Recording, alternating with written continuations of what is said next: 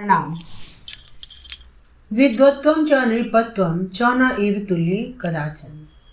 स्वदेशे पूज्यते राजा, विद्वान सर्वत्र पूज्यते।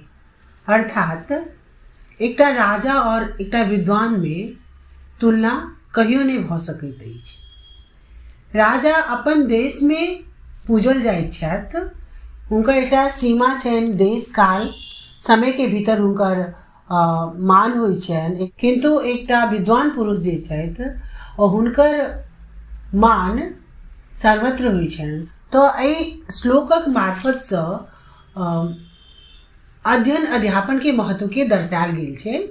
राजा सत्ता के केंद्र भऽ सकैत अछि और वो एकटा खास जगह पर पूजनीय भऽ सकैत छथि, किंतु विद्वान एकर विपरीत विश्व के हर कोना में हुनकर वो पूजनीय होइत छथि।